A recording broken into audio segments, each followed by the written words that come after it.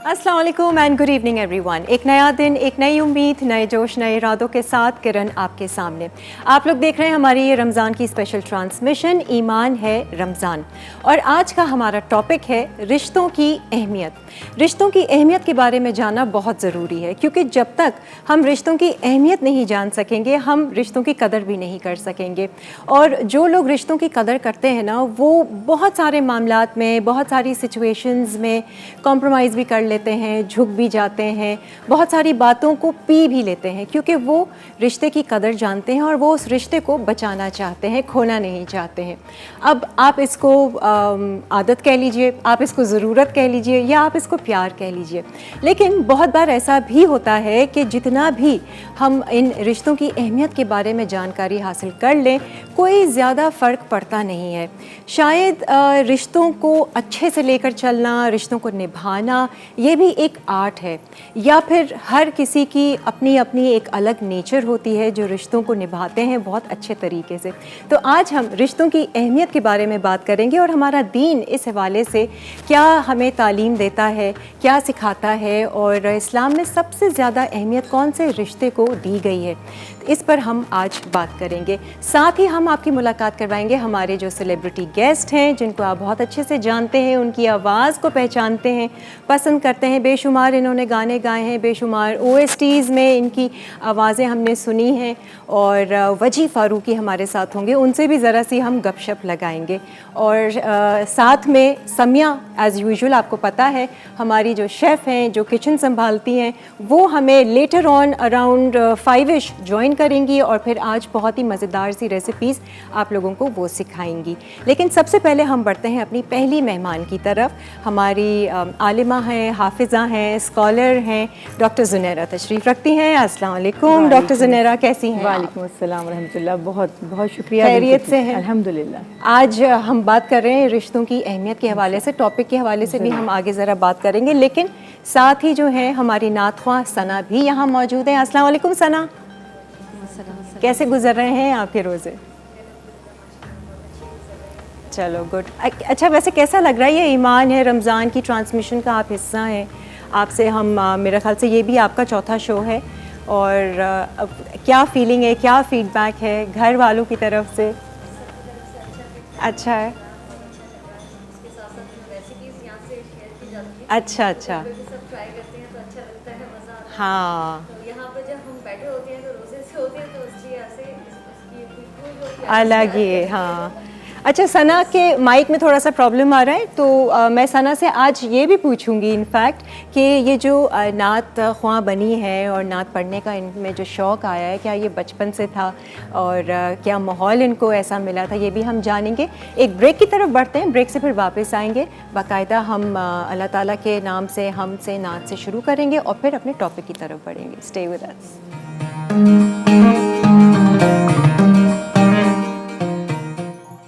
Mini कुनाफा अज्जा saffron custard के लिए दूध 2 कप, इंस्टेंट कस्टर्ड पाउडर 3 खाने के चमचे, अनसॉल्टेड बटर 1 खाने का चमचा, चीनी 5 खाने के चमचे, ज़ाफ़रान के रेशे चंद अदद।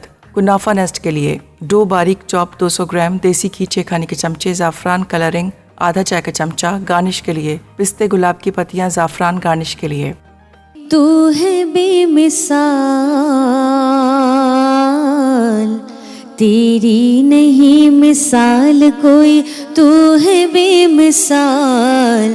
ए रब्बे जुल जलाल, ए रब्बे जुल जलाल, ए रब्बे जुल जलाल, ए रब्बे जुल जलाल।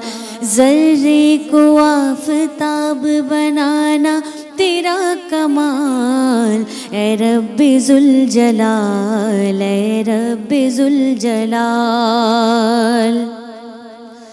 हमदो सना तेरी तेरे महबूब की करूं, हमदो सना तेरी तेरे महबूब की करूं। तौफीक कर अता मुझे जब तक जियूं मरूं, तौफीक कर अता मुझे जब तक जियूं मरूं। तेरे ही ज़िक्र पाक में, तेरे ही ज़िक्र पाक में गुज़रे ये माह साल। ए रब्बि ज़ुल जलाल, ए रब्बि ज़ुल जलाल, ए रब्बि ज़ुल जलाल, ए रब्बि ज़ुल जलाल। उम्मत तेरे नबी की बहुत मुश्किलों में है,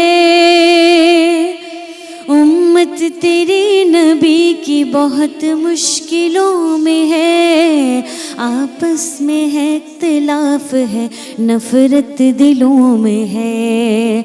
आपस में इख्तिलाफ है, नफ़रत दिलों में है। सदक़े में मुस्तफ़ा के, सदक़े में मुस्तफ़ा के मौला इन्हें संभाल। ए रब्बि ज़ुल जलाल, ए रब्बि ज़ुल जलाल, ए रब्बि ज़ुल जलाल, ए रब्बि ज़ुल जलाल। सुभान अल्लाह, बहुत खूब। हाँ सना, ज़रा बताइए, एक सवाल मैं छोड़ के गई थी कि आपको ये नात पढ़ने का शौक़ बचपन से ही था, आपको माहौल इस तरह का मिला? जी बिल्कुल, माहौल ही मिला घर से। दादी पढ़ती थी, फिर बड़ी बहनें वगैरह जो हैं, सारी सिस्टर्स वगैरह इस तरह से। जी बिल्कुल। और जब मैंने फ़र्स्ट नात जब मैंने पढ़ी थी तो स्कूल में ही अपने पढ़ी थी, और मुझसे सही से बोला भी नहीं जाता था, मतलब इस तरह से मैंने है सल्ले अला का शोर बपा, वो नात मैंने आज तक मुझे याद है, वो मैंने पढ़ी थी, मगर है सल्ले अला भी मुझसे सही से निकल नहीं रहा था मुँह से। तो इस तरह से माशाल्लाह बचपन से ही, बहुत छोटी उम्र से जी बिल्कुल शौक़ था। शौक़ करते करते इंशाल्लाह अल्लाह माशाल्लाह आगे बढ़ते चले गए अल्लाह की करम से। अल्लाह ताला तरक्की दे। बहुत बहुत शुक्रिया। आ जाएं जी, अब ज़रा हम अपने टॉपिक के हवाले से बात करते हैं, रिश्तों की अहमियत। डॉक्टर ज़ुनैरा, सबसे पहला सवाल तो ये, सिला रहमी जिसे कहते हैं, इसका असल मफ़हूम क्या है? बिस्मिल्लाहिर्रहमानिर्रहीम। आमतौर पे हमारे यहाँ ये समझा जाता है, जब सिला रहमी कह रहे हैं तो इसका मतलब कि to be very kind to someone, या बहुत ही नर्म मिजाजी के साथ पेश आना। ठीक है। ये जो डेफिनेशन है, ये सिला रहमी से ज़्यादा रहम दिली की है। अच्छा। जब आप सिला रहमी की बात करते हैं तो ये एसोसिएटेड हो जाता है, स्पेसिफाई हो जाता है रिश्तेदारों से हुस्न सलूक के मामले में। यानी जब आपसे कहेंगे ना सिला रहमी करो, तो इसका मतलब ये नहीं होगा कि हर किसी से, ये मतलब एक पर्टिकुलरली रिश्तेदारों की टर्म है। मतलब वो रिश्तेदारों के दायरे में, रिश्तेदारों के, चाहे वो आपके इमीडिएट रिलेशनशिप्स हों, या फिर फर्दर आप चले जाते हैं cousins, first cousin, second cousins, फिर इन लॉज भी उसमें ऐड हो जाते हैं। अच्छा। तो कुरान पाक में अल्लाह सुब्हानहू तआला ने जब फरमाया वआतु ज़िल क़ुरबा हक़्क़हू, कि सब तुम्हारे जो करीब हैं, कराबत वाले हैं, यहाँ से फिर वही रिलेटिव्स, रिश्तेदार, वरना करीब तो हमारे कलीग्स भी होते हैं, सही है, हमारे मतलब नेबर्स खानदान वाले लोग जी, फैमिली जो आपकी है, रिश्तेदार। और जो रहमी इसको इसलिए कहते हैं कि अल्लाह सुब्हानहू तआला ने इसके दो असबाब हैं जो फरमाया। एक तो अल्लाह फरमाते हैं मैं रहमान हूँ और रहम को मैंने ही पैदा किया, तो जो रहम को जोड़े रखेगा, रहम का ताल्लुक लोगों से, तो मैं उसे जोड़े रखूँगा, और जो लोगों से रहम को कता करेगा तो मैं उससे कता कर दूँगा। तो मतलब ये है कि अगर हम रिश्तेदारियों का एहसास करते हैं तो अल्लाह सुब्हानहू तआला की भी रहमत के हकदार होंगे, और अगर हम रिश्तेदारियों को तोड़ते हैं, कताए रहमी करते हैं, जो इसका अपोजिट वर्ड है, यानी सिला रहमी, सिल वसल जोड़ देना, ज्वाइन इन करना, और कता मीन्स टू कट ऑफ, तो उसका ऑपोजिट वर्ड हो जाएगा। तो ये रहमान से भी है, और रहम यानी कि ये एक वॉर्म है जिसमें बच्चे की पैदाइश होती है, तो उससे रिलेटेड भी बेसिकली है। लेकिन उलमाए कराम ने और अहले बैत अतहार के जो बड़ी बड़ी हस्तियां हैं, उन्होंने रिश्तेदारों में सिर्फ आपके इमीडिएट रिलेशनशिप्स को नहीं लिया, बल्कि कजन्स को, दूर के रिश्तेदारों और ससुराल वालों को, ताई, चाचा, ये तो उनसे अच्छा सलूक करना, उनकी तकलीफ देने वाली बात को दरगुजर कर देना, ज़रूरत में उनके काम आ जाना, ये सब सिला रहमी की डेफिनेशन में आ जाते हैं। सही है। अच्छा, बहुत बार ऐसा देखने में मिलता है कि जो आपके करीबी रिश्तेदार हैं, यही सारे जो जैसे मामा हो गए, चाचा, फूफी, ताई वगैरह, छोटी सी बात पर एक नाराज़गी हुई, इख्तलाफ हुआ और मिलना जुलना बंद हो गया, बातचीत बंद हो गई, सब बच्चों की शादियां हो रही हैं, उनको नहीं बुलाया जा रहा है। इस पर जो हमारा दीन है वो क्या कहता है ऐसे लोगों पर जो इस तरीके से ताल्लुक़ ख़त्म कर देते देखिए, हैं अपनों इसमें से। हमें ये जो सारे मसले क्रिएट हो रहे हैं पूरी दुनिया में ही हो रहे हैं, लेकिन हम तो ब्लेस्ड थे, खुशकिस्मत थे कि हमें तो एक मैनुअल दिया गया था। बिल्कुल। मैं बल्कि इंटरेस्टिंग बात आपको बताती हूँ कि कोई भी प्रोडक्ट हम खरीद के लेके आते हैं तो उसके साथ उसकी डिटेल्स होती है ना, हर कि चीज़, हाँ। ये किस तरह से ऑपरेट होगा और सारी उसके बारे में। इंसान का भी मैनुअल है, जब अल्लाह ताला ने उसको भेजा तो उससे पहले कुरान पाक नाजिल फरमा दिया, तो वो क्या क्या उसको करना है, कौन सी चीज़ उसको मुतासिर करके उसकी एफिशिएंसी को ख़त्म कर देगी, कौन सी चीज़ उसको बूस्ट कर देगी, चार्ज कर देगी। तो ये सारे मामलात हैं कि दीन ने ये सिखा दिया कि हर शख्स से आपने किस तरह रब्ता रखना है, बरतना है। अब होता ये है कि इसके ऊपर आप हिस्ट्री देख लें कि शैतान इंसान का जो खुला हुआ दुश्मन है वो किस तरह इंसान के दिलों में बुग़्ज़ पैदा करता है। तो रसूल अल्लाह सल्लल्लाहु अलैहि वसल्लम ने फरमाया कि बदतरीन शख्स है वो जो इसलिए कहीं से चले या फिरे कि वो दो दोस्तों में या दो मोहब्बत करने वालों में जुदाई पैदा कर दे। कुरान पाक में भी आप देखिए अल्लाह ताला ने फासिकों के जब डेफिनेशन बयान की तो फरमाया व यक़्ताऊना मा अमर अल्लाहु बिही अन यूसला, कि फासिक वो है कि अल्लाह ने जोड़ने का हुक्म दिया और वो तोड़ता है, कता करता है। तो सबसे पहले तो हमें अपनी ईगो से हट के अगर हम ये सोचते हैं कि कताए रहमी या रिश्तेदारों से हमने कट ऑफ कर लिया, जो भी रीजंस है, सम टाइम वैलिड भी होते हैं, आप हक पर भी होते हैं, ऐसा नहीं है कि हमेशा हम सोचते हैं कि हम ज्यादती कर रहे हैं, दूसरी तरफ से भी ज्यादती हो जाती है।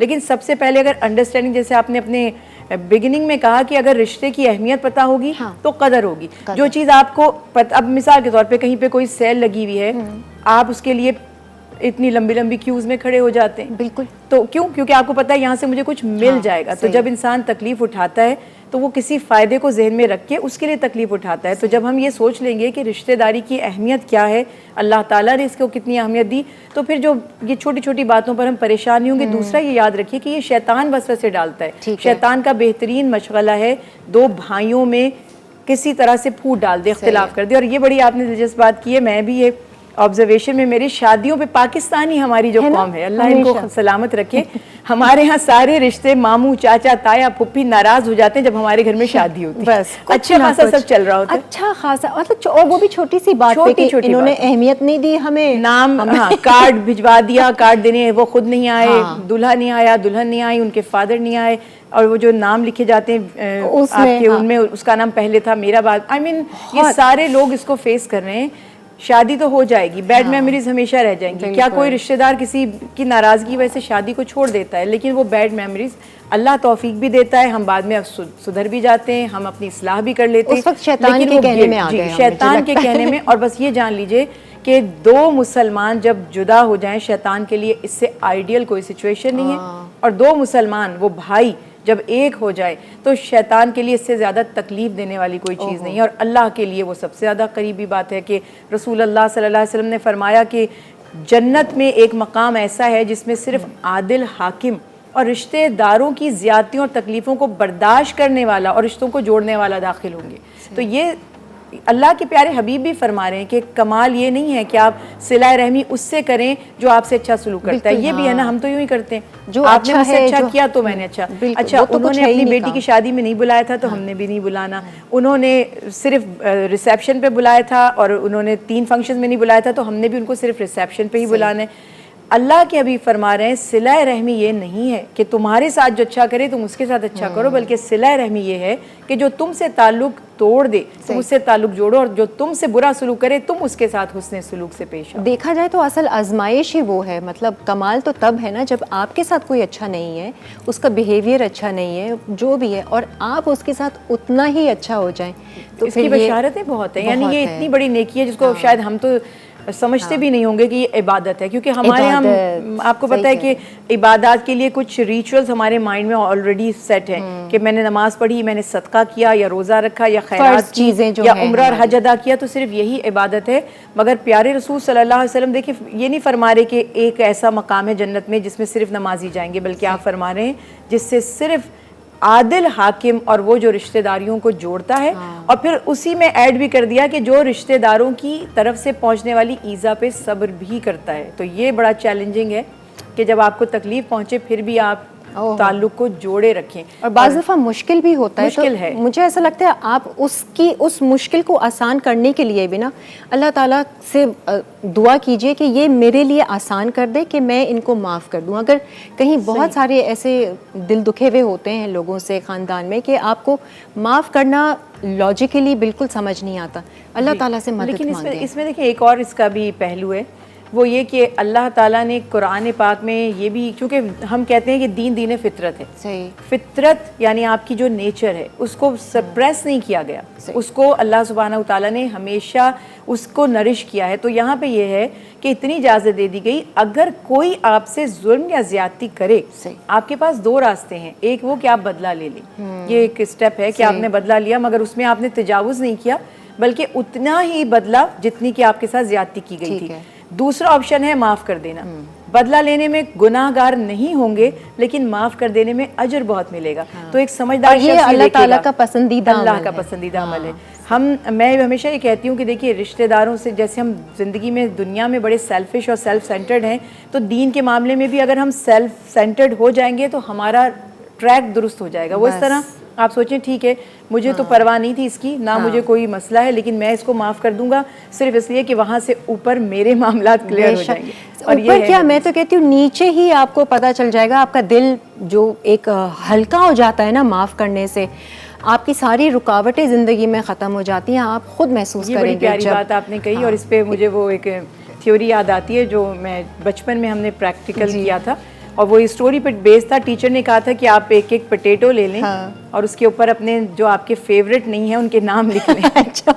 तो आपने, ये मेरी कज़न बहुत बुरी है, ये रिश्तेदार बहुत, सबके नाम आपने रख लिए। अब उसने कहा इसको आप बैग को कैरी कर लें, डे नाइट आपने इस बैग को कैरी करना है। तो वो थोड़े से दिनों के बाद उसमें से जब वो आलू सड़ने लगे पोटैटोज, तो उसमें से इतनी बुरी बदबू आई, इतनी बुरी बदबू कि हर कोई ये चाहेगा कि उससे गेट रिड करे कि ये इसको फेंक के ले जाके। तो उन्होंने कहा कि जब एस्टेब्लिश उस स्टोरी में ये किया कि जब आप हेट्रेड्स लेके दिल में घूमते हैं तो फिर आपके साथ ही वो नेगेटिव फीलिंग्स रह जाती है, वो बदबू साथ रहेगी, बदबू साथ रहती है, वो नागवारी का एहसास। तो अपने आप को क्लियर रखें, अपनी रूह को, अपने दिल को। बिल्कुल। तो ये सबसे प्यारी बात है, फिर अल्लाह से सिला भी मिल जाता है और फिर इबादत का भी अलग मजा आता है जब दिल हल्का होता है। तो अच्छा जी, इसी के साथ हम एक ब्रेक की तरफ बढ़ते हैं और ब्रेक से वापस आएंगे इंशाल्लाह। आपकी मुलाकात हमारे जो आज के सेलिब्रिटी गेस्ट हैं वजी फारूकी, उनसे भी कर पाएंगे। Stay with us.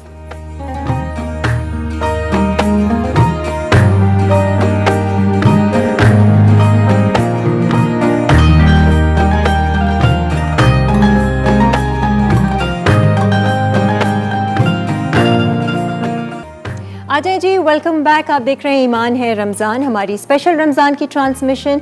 और अब हमें ज्वाइन किया है वजी फारूकी ने। जी अस्सलाम वालेकुम। वजी फारूकी है या वजी फारूक?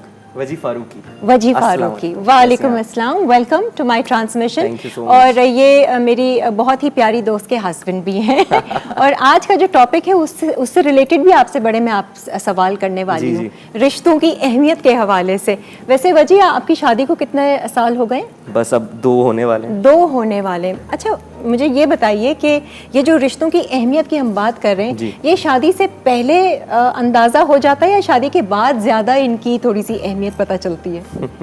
नहीं, वैसे तो अंदाज़ा बचपन से ही होना चाहिए। तो आपका ब्रॉटअप है कि आपको माँ बाप सिखाते हैं कि आप सबकी रिस्पेक्ट करें। शादी के बाद और अंदाज़ा होता है। ऑब्वियसली शादी का रिश्ता वो एक नया रिश्ता आ जाता है ना बीवी के साथ का। नया रिश्ता है, बड़ा भी एक बहुत बड़ा इम्पोर्टेंट इंटीग्रल पार्ट होता है आपकी लाइफ का, जो कि बहुत आगे तक रहेगा और आपको संभाल के वो रिश्ता चलाना पड़ता है। और वजी किस तरह से संभालते हैं ये भी हम जानेंगे। डॉक्टर जुनैरा, मुझे बताएं कि ये अगर हम रिश्तेदारों की बात करते हैं तो शरई हैसियत क्या है रिश्तेदारों की? जैसे कुरान पाक में अल्लाह सुब्हानहू तआला ने अपनी इबादत के बाद ग्रेजुअली सबसे पहले फरमाया ला तुश्रिकू बिल्लाहि शैअन व बिल वालिदैनि इहसाना व ज़िल क़ुरबा। तो ये जो चीज़ है कि अल्लाह ताला फरमा रहे हैं अल्लाह के साथ किसी को शरीक ना ठहराओ। उसके बाद नमाज, रोज़ा, ज़कात का जो सिस्टम है इबादत का, उसका तस्करा पहले नहीं किया, क्योंकि देखिए एक रिश्ते पहले हैं और उसके बाद काम शुरू होते हैं ना ज़िंदगी में। तालीम भी बाद में शुरू होती है, तदरीस भी, और दीनी इल्म हो या दुनियावी इल्म हो, रिश्ते पहले हैं। तो अल्लाह सुब्हानहू तआला ने फरमाया नज़रिया ये रखो कि अल्लाह के सिवा तुम्हारा कोई माबूद नहीं है। अब भलाई का काम शुरू होगा तो ग्रेजुअली वालिदैन पर तो बहुत ही ज़्यादा ताकीदी हुक्म आ गया और अल्लाह ताला फरमाते माँ बाप के साथ एहसान यानी भलाई करो, और फिर वज़िल कुर्बा और रिश्तेदार। अब रिश्तेदार माँ बाप के बाद जो फरमाया वो सिबलिंग्स भी हैं, स्पाउस भी हैं, और जो हमारे मदर की साइड से या फादर की साइड से जो रिलेशनशिप्स होते हैं वो भी हैं, और ग्रैंड चिल्ड्रन, ग्रैंड डॉटर उस लेवल पे भी चले जाते हैं। हत्ता कि कुरान पाक में अल्लाह ताला ने जब अपनी नेमतों का तस्करा किया तो फरमाया कि अल्लाह ने तुम्हें ख़ानदान वाला और ससुराल वाला बनाया, तो ससुराल भी अल्लाह की नेमतों में से एक नेमत शुमार किया गया।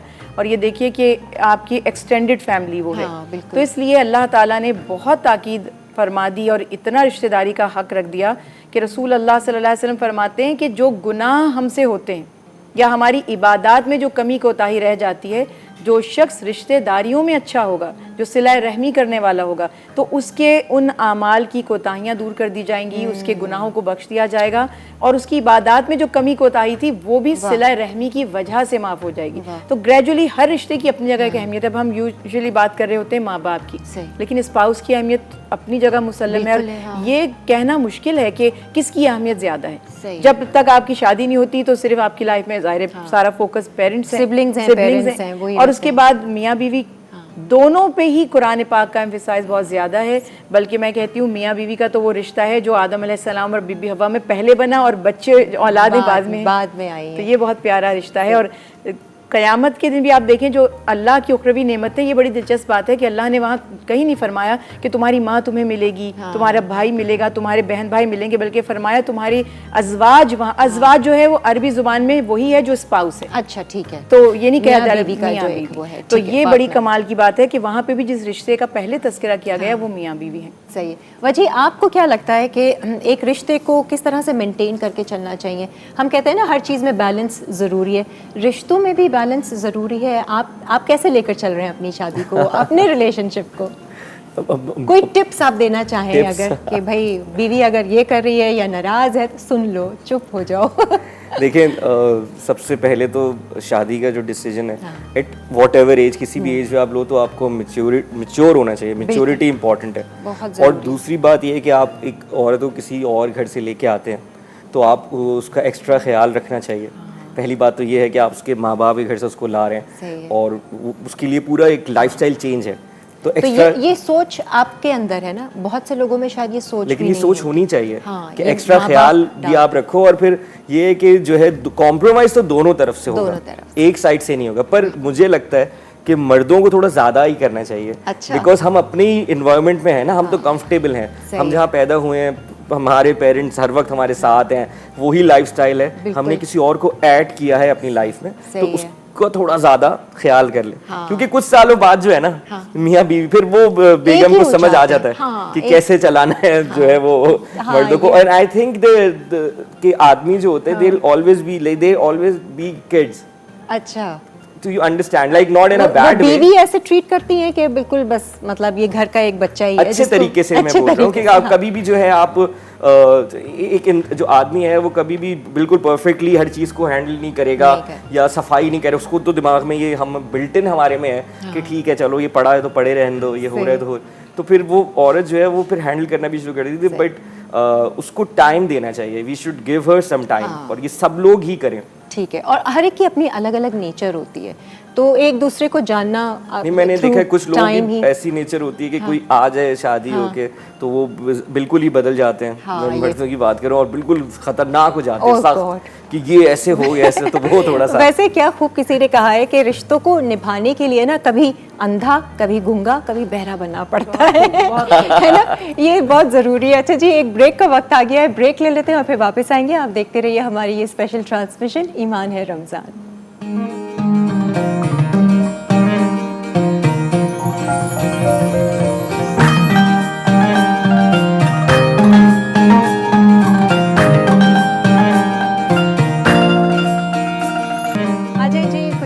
बहुत सारी हम बातचीत कर रहे थे ब्रेक में, और यही था कि बहुत सारे मुख्तलिफ मुस्लिम ममालिक में इस तरह से होता है कि वही एक पुरानी सोच है और वो दीनी सोच भी नहीं है, वो एक अपनी कल्चरल कह लीजिए या अपनी कुछ ख़ानदानी के मर्द जो है वो अपनी बीवी को ज़्यादा आगे बढ़ने नहीं देता या उस पर खामखा का जुल्म करता है, उसको रोक के रखता है। तो ये भी हम ज़रा बात करेंगे। और दूसरा ये कि दीन में तो खैर ये है ना कि जैसे शादी हुई और लड़की अगर ससुराल जाती है तो उस पर फ़र्ज़ नहीं है कि वो अपने ससुराल वालों की खिदमत करे।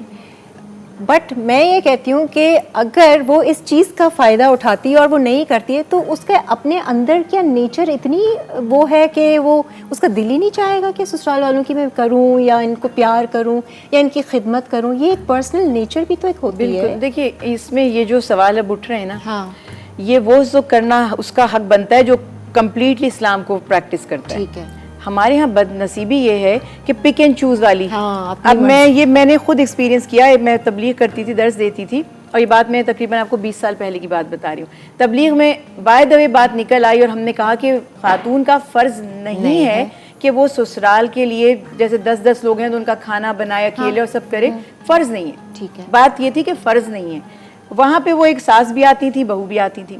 नेक्स्ट वीक जब क्लास हुई तो सास रोती भी मेरे पास आई, कहने लगी बहू ने तो घर जाते ही काम वाम बंद कर दिए और कहने लगी कि ये तो जुनैर अंबर साहिबा ने हमें एक बात बताई है।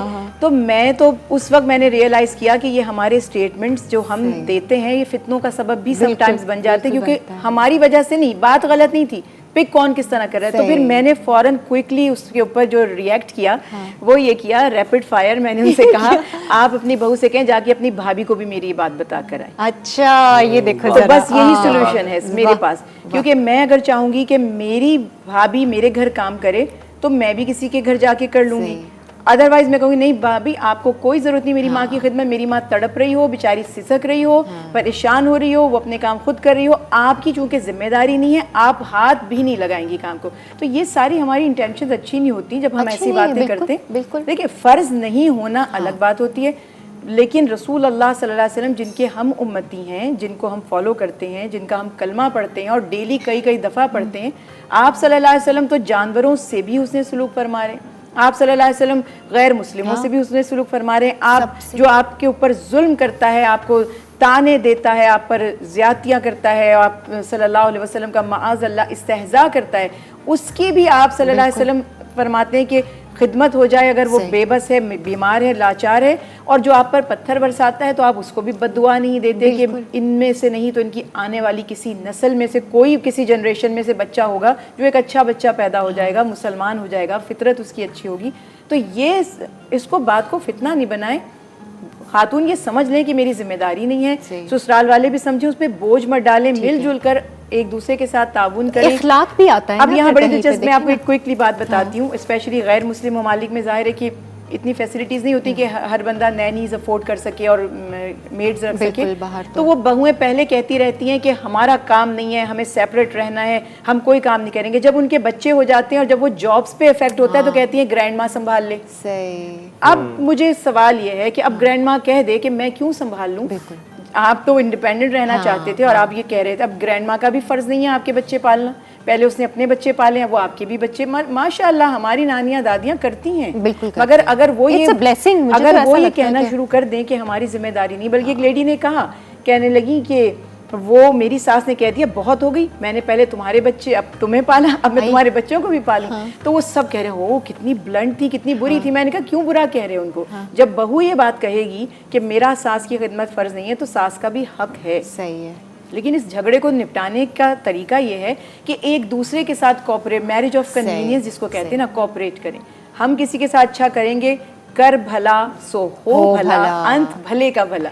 देखिए तो माहौल अच्छा लेकर चलना चाहिए। मुझे ऐसा लगता है माहौल बिगड़ना नहीं चाहिए, अगर किसी पे भी बोझ ना डालें, किसी पे बोझ नहीं डालें, दिलों में बोझ ना आए। कई फैमिलीज में ये भी ज्यादती होती है कि जब बहू आ जाती है तो वो समझते हैं कि ये मेड आ गई है। सही, वो भी जुल्म ऐसे भी हैं कि आप अपनी बेटी के लिए बस एक इतनी ज़बरदस्त बात जो रसूल अल्लाह सल्लल्लाहु अलैहि वसल्लम ने फॉर्मूला दे दिया। मैं कहती हूँ आपको किसी हदीस का भी नहीं मालूम और आप कुरान फहमी से भी नहीं आपका कुछ वास्ता, आप इस एक हदीस को फॉलो कर लें कि जो अपने लिए पसंद करते हो दूसरे के लिए भी वही पसंद कर लो।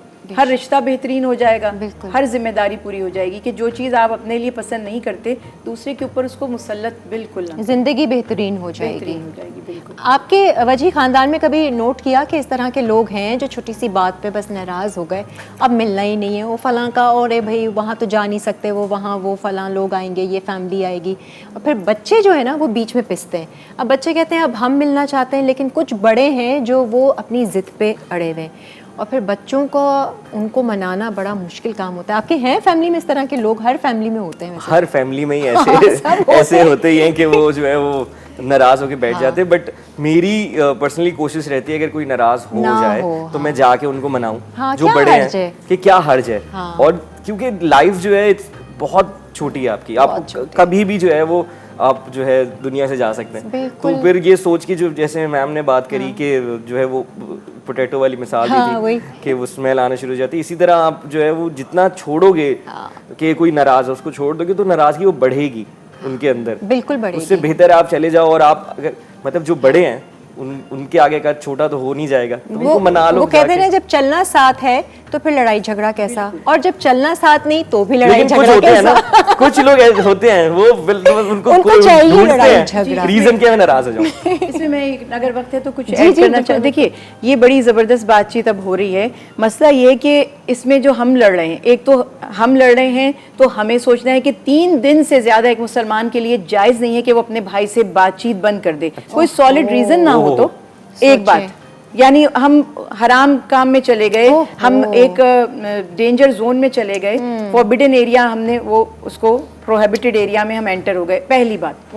दूसरी बात इसमें ये भी कि एनवायरनमेंट हमारा तरबियत नहीं है, लैक ऑफ एजुकेशन भी है, लोगों की भी रिस्पॉन्सिबिलिटी। अब मेरी आपकी नाराज़गी हो गई, अब ये इन लोगों का काम है कि ये लोग हमें जोड़ने की कोशिश करें, हमें बिठाएं। वो लोग बुरे बन जाते हैं, लोग भी तो मिर्च मसाला लगाते हैं। देखिए ये सब हमने कॉम्प्लिकेटेड कर दिया। ये तो खैर है। इसमें क्या था, हदीस रसूल सल्लल्लाहु अलैहि वसल्लम है, जो 2 मुसलमान भाइयों में, बहनों में, कजन जो मर्जी कह लीजिए, 2 मुसलमान भाई का मतलब सब उसमें इंक्लूड हो गए, सिर्फ इसलिए घर से गया कि मैं इनकी सुलह करा दूं। यानी आपने आज प्लान किया, देखिए वो नहीं सुलह करेंगे, आप सिर्फ अपनी एफर्ट कर लें, बिल्कुल कोशिश की। एक एक कदम के एवज एक शहीद का सवाब उसके नसीब में लिखा जाता है, और जब तक वो वापस नहीं लौट आता फरिश्ते उसके लिए मगफिरत की दुआ करते रहते हैं, और उसका एक एक लफ्ज़ जो है वो हज़ारों नेकियां लिखी जाती हैं जो उसने वो जो कम्युनिकेशन किया। कोशिश तो करें। अब ये मैं आपकी बात, सब ये एस्पेक्ट्स हैं, वो बुरा बन जाएगा लोग, कुछ लोग जो हैं वो और बात बढ़ा के बता देते हैं। बिल्कुल आप मैंने आपके अगेंस्ट कुछ कह दिया, अपना है, ये भी शरीयत में कितनी ये चीजें मना है कि आप 2 भाइयों को जोड़ दें। जो रसूल अल्लाह सल्लल्लाहु अलैहि वसल्लम ने फरमाया कि सब तुम में से कौन है जो रोज उम्रा करके सो सकता है, तो सहाबा कराम ने फरमाया या रसूल अल्लाह सल्लल्लाहु अलैहि वसल्लम, ये तो हम में से हर किसी के लिए मुमकिन नहीं। आपने फरमाया 2 लड़ने वालों में सुलह करा दो, 2 भाइयों में सुलह करा दो, उम्रे का सवाब। आज आप लोग उम्रा कर ही लीजिए। आज बहुत सारे ऐसे लोग होंगे, खानदान होंगे जिनमें बहुत सारी नाराज़गी, खफगी होगी। आज अगर आप लोग थोड़ा सा पहल कर लें, आगे बढ़ जाएं, समझा दें दोनों पार्टीज़ को, आपका उम्रा हो जाएगा। यही बात रख लेना तो आप बस ये बेहतरीन इबादत हो जाएगी इस रमज़ान आपकी। अच्छा जी, हम एक ब्रेक की तरफ जा रहे हैं। ब्रेक में जाने से पहले डॉक्टर ज़ुनैरा का हम थैंक यू करना चाहेंगे। आपने एक जगह और जाना है, तो बहुत बहुत शुक्रिया। इंशाल्लाह आगे भी हम अपनी ट्रांसमिशन में मुलाकात होगी, किसी और टॉपिक पे बात करेंगे। आज दुआए खैर फिर कौन करेगा हमारे लिए? चले कोई बात नहीं, आज हम सना से कहेंगे या हम सब मिलकर दुआएं खैर आज वजी भाई जो कलाम आपको सुना रहे हैं वो दुआ ही है, बस सही है वजी। आज आप हमें सुनाइएगा बाद में। तो हम एक ब्रेक की तरफ बढ़ते हैं और फिर वापस आते हैं, और फिर इंशाल्लाह कुकिंग भी स्टार्ट होगी विद शेफ समिया।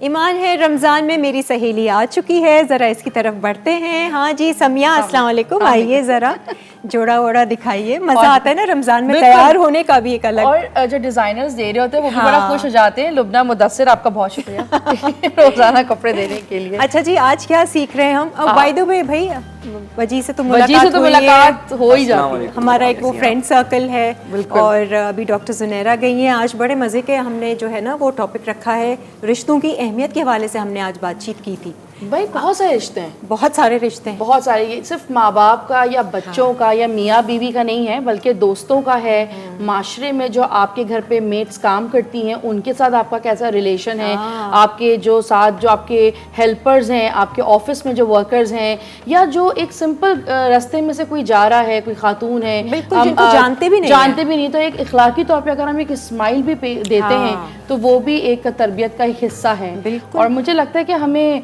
क्योंकि मैं किरण की एक बात बताऊं, किरण मेरे बारे में अक्सर बात करती हैं कि she has a very positive soul, और जबकि हमें कुछ जब हम नेगेटिव होने लगते तो हम किरण को कॉल करके शुरू हो जाते हैं। सोल की बात करते हैं ना हम, तो रूह तो होती ही पॉजिटिव है, लेकिन उसको हमारा शऊर, हमारा शैतान और हमारी बहुत सारी चीजें नेगेटिव करता रहता है।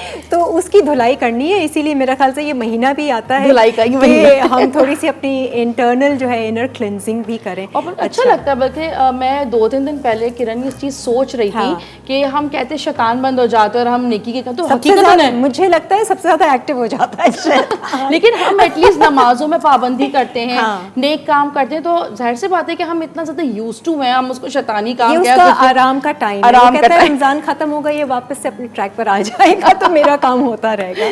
अच्छा जी, हम क्या बना रहे हैं आज? हम बना रहे हैं मिनी कुनाफा, और बिल्कुल देसी स्टाइल में, क्योंकि अक्सर लोगों को बहुत इशू होता है कि वो जो अरबिक या आप टर्किश हो गया या लेबनीज कुनाफा हो गया, तो वो बड़ा मुश्किल लोगों को लगता है कि अक्सर लोगों को संभलता नहीं है। तो आज आसान तो आज हम आसान करके इसको बनाएंगे। और दूसरा जो है वो मिडिल ईस्टर्न हम चिकन बनाएंगे, क्योंकि मेरा कभी इत्तेफाक नहीं हुआ, क्योंकि मैं 4 साल यूएई में रही, और लेकिन मुझे 4 साल में मैंने कभी भी रमज़ान वहाँ नहीं गुजारे। तो मेरे हस्बैंड वहाँ थे, क्योंकि ज़ाहिर सी बात है ट्रांसमिशन करने के लिए हमें कराची आना होता है, तो वो मेरा एक मिस मैंने किया। लेकिन जो मेरे वहाँ फ्रेंड्स थे, जो उनके खाने होते थे, वो देख के लगता था कि दीन वही है। आज अरबिक प्लेटर बन रहा है। आज अरबिक प्लेटर, आज पूरा अरबिक प्लेटर है। शुरुआत किससे तो शुरुआत हम करें चिकन से। इसमें सिंपल मैंने नमक और अदरक लहसुन डाल के इसको उबाल लिया, क्योंकि शो का टाइम कम होता है और हमें चीजें देखनी है।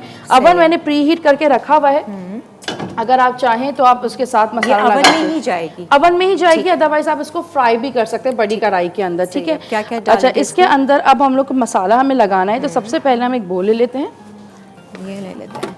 सही है, ठीक है, और ये चिकन को हम इसमें सही है बिठा देते हैं, ये ठीक है।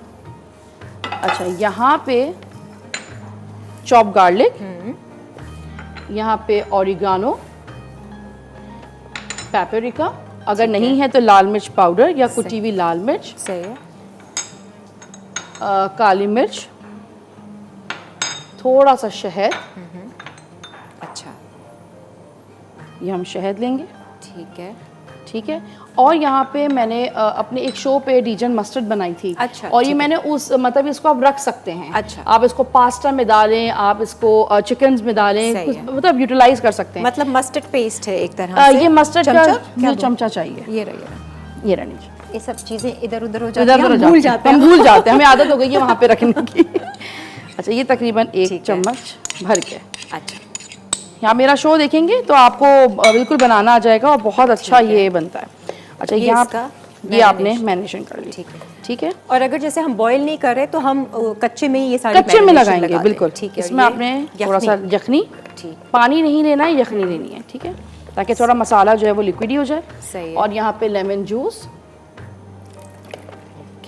और नमक हस्बे जायका, जैसे आपकी फैमिली को तेज पसंद है, कम पसंद है, ठीक है, ठीक है। मिर्चों भी आप अपने हिसाब से कर सकती हैं, हाँ। कोई वो नहीं है। और ये प्याज भी रखी हुई है आपने, ये क्या स्लाइस करके इसमें ये हम डालेंगे? इसमें स्लाइस करके इसमें डालेंगे। अच्छा। जो आलू है बॉईल करके उसको फ्राई करके डालेंगे, बेसल लीव्स है और टोमेटोज है। और आलू भी साथ ही डाल दो उसके? हाँ, अलग अभी से में फ्राई डाल करना नहीं, इसको हल्का सा सौते करके। ओके, ठीक है, ये बेसल लीव्स है और ये सिंपल चली गई मैरिनेशन। बिल्कुल बहुत आसान, हाँ। बहुत मज़ेदार। इसका जो फ्लेवर है, हाँ। वो हम कहते हैं ना कि भाई हम तो हर चीज़ देसी में आ जाते हैं, नहीं, यही सारे मसाले होते हैं। नहीं, मज़े का है बिल्कुल। और आई थिंक कि ये इफ्तार पे भी अच्छा लगता है, इफ्तार के बाद भी आपका थोड़ा बहुत मंचिंग का दिल या डिनर बिल्कुल, आप इसको जो है क्या कहते हैं पीटा ब्रेड के साथ सर्व में करूँगी, सही। ठीक है। ये यहाँ पे आ गया। मैं ज़रा अपने मेहमानों से पूछती हूँ ना, वजी से पूछती हूँ, ये इफ्तार पे क्या लेते हैं? वजी, आपको इफ्तार पे क्या पसंद है? खाना पसंद है या तली हुई चीज़ें पसंद हैं? हंस रहे हैं आप? अब मैं क्या समझूं? ऑयल ले रही हूँ वजी को थोड़ा सा इंटरप्ट करके, कश्मीर ऑयल ले रहे हैं। क्या हाँ जी जी जी, कश्मीर ऑयल ऑयल बहुत का जरूरी हम भाई। इस्तेमाल कर रहे हैं भाई। 60 सालों से ये हमारा साथ दे रहा है, हमारे दस्तरखान पे मज़े मज़े के खाने ये तैयार करता है, कश्मीर कुकिंग ऑयल। और यहाँ पे ये आलू, ठीक है जी, इसको हम फ्राई करने रख रहे हैं। अच्छा, आलू हम बेक नहीं करेंगे? बेक नहीं करेंगे, ठीक है। बॉईल कर लिया है मैंने। सही है। और क्योंकि मेरे चिकन भी बॉईल है, आलू भी बॉईल है, तो टाइम कम लगेगा। अदरवाइज जब आप कच्ची चिकन में मसाला लगाएंगे तो फिर आपने कच्चे आलू, टमाटर और प्याज को वैसे ही डालना है ठीक है, ताकि कच्चा पन्ना लगे। डन है। हाँ जी, बैक टू वजी। हाँ। इफ्तार पे क्या है? तो रमज़ान से पहले हमने डिसाइड किया था कि थोड़ा जो है वो तेल वाली चीज़ें कंट्रोल करेंगे, नहीं खाएंगे, हल्का हाथ रखेंगे।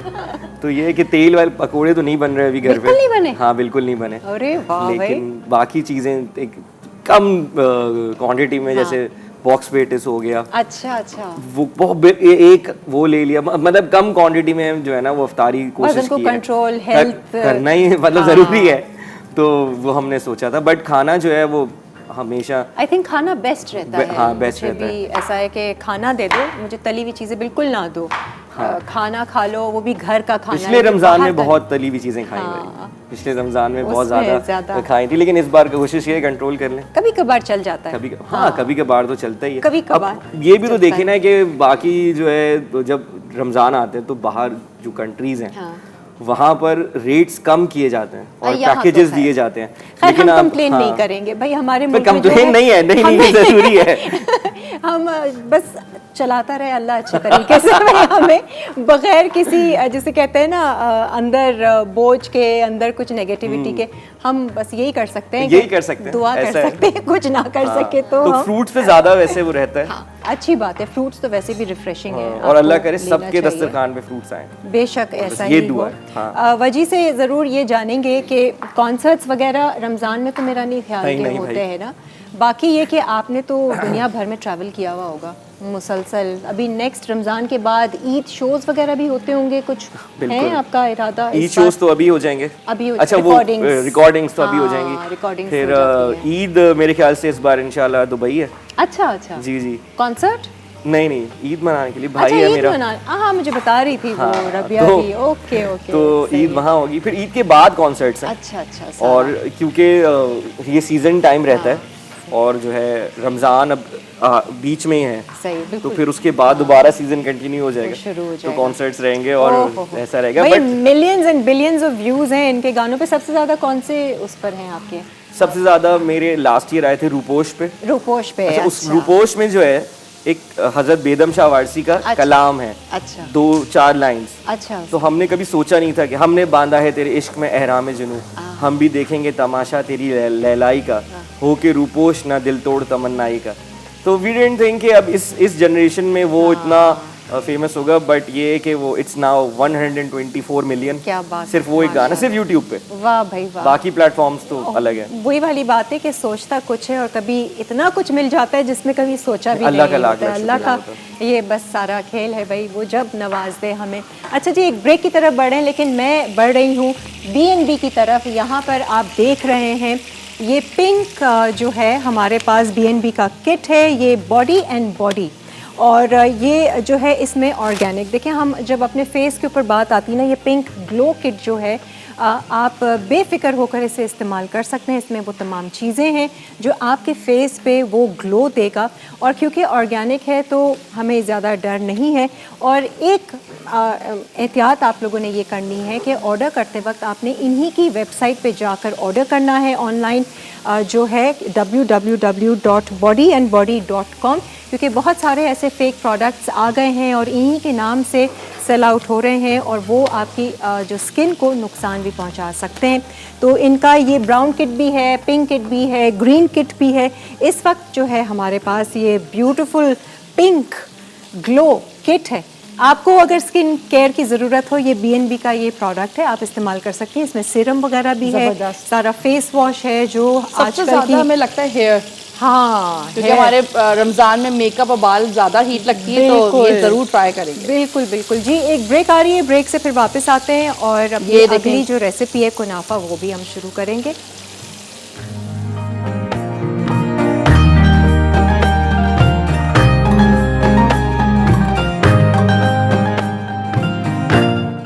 मिडिल ईस्टर्न चिकन अज्जा, chicken thighs and drumsticks 1 kilo, लीमू का रस आधा कप, लहसुन के जवे 6 अदद, डेजोन मस्टर्ड 2 चाय के चमचे, शहद 2 खाने के चमचे, ड्राइड ओरिगानो 1 खाने का चमचा, पेपरिका 1.5 चाय का चमचा, जैतून का तेल 1 खाने का चमचा, नमक और काली मिर्च आधा चाय का चमचा।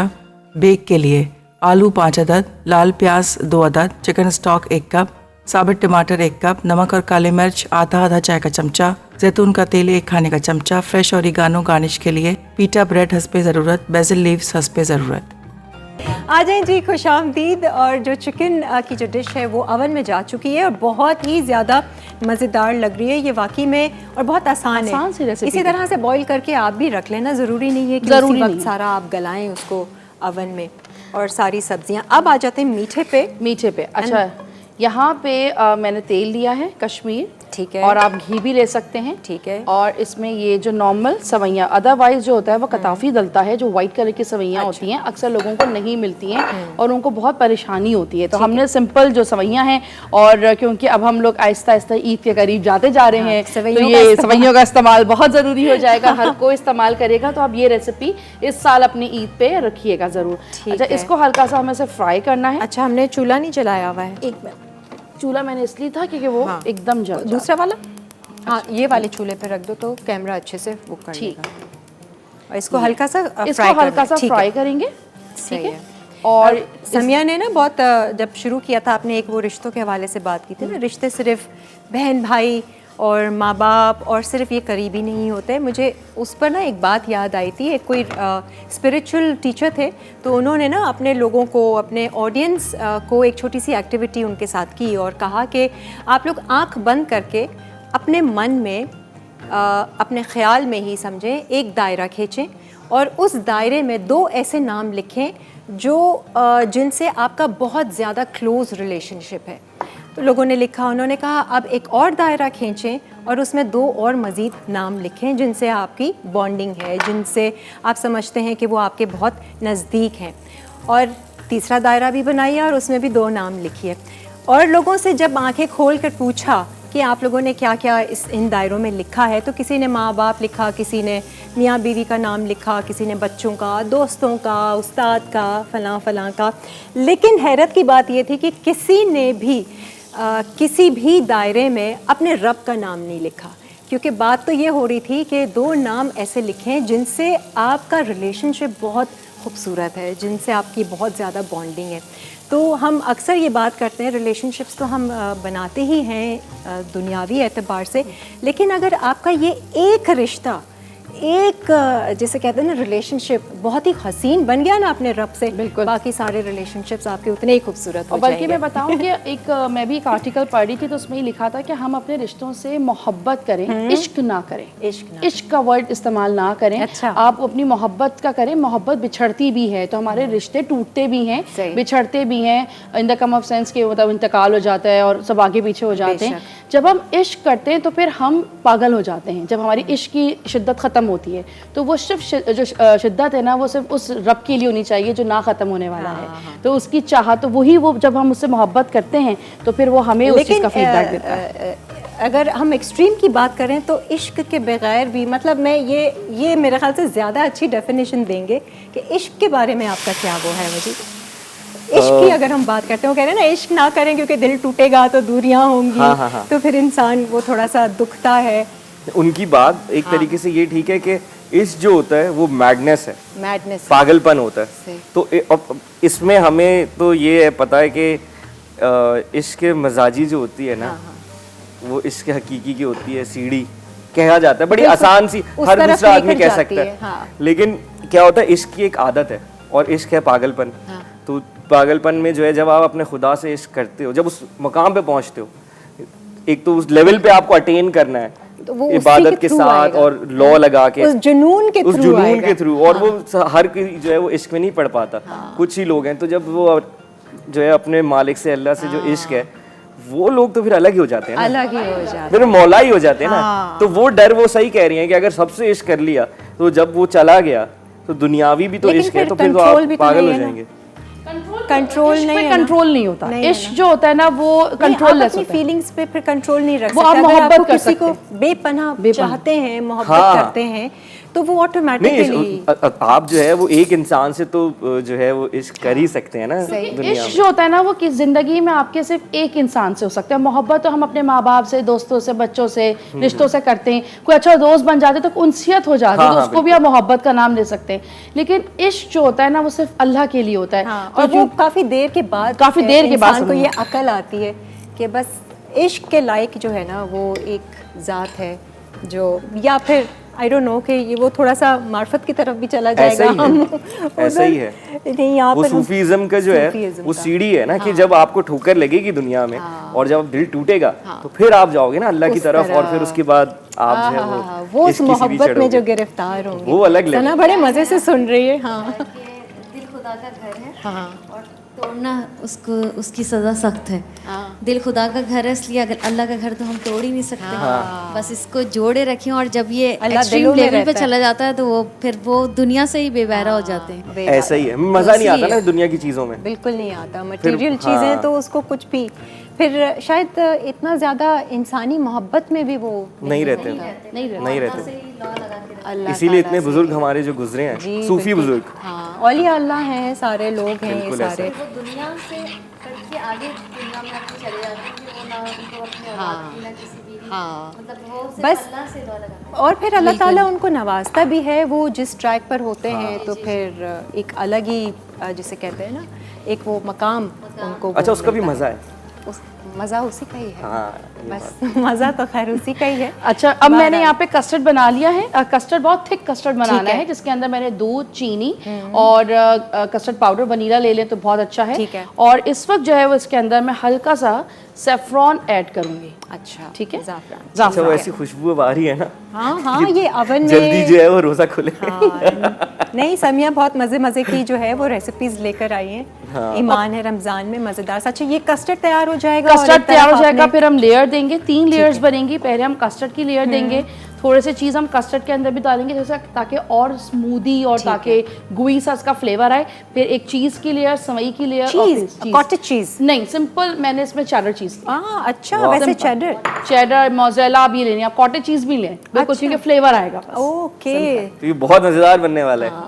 ये बहुत बस जी आपने रुकना होगा, हम आपको रोक लेंगे और यहाँ पर इफ्तारी करवाएंगे। फिलहाल तो हम रुक नहीं सकते, अभी जाना है, बढ़ना है एक ब्रेक की तरफ और फिर वापस आते हैं।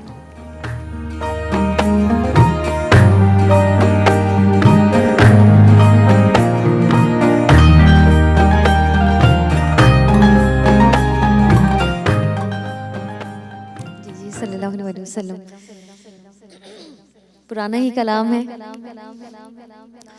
फासलों को तकल्लुफ है हम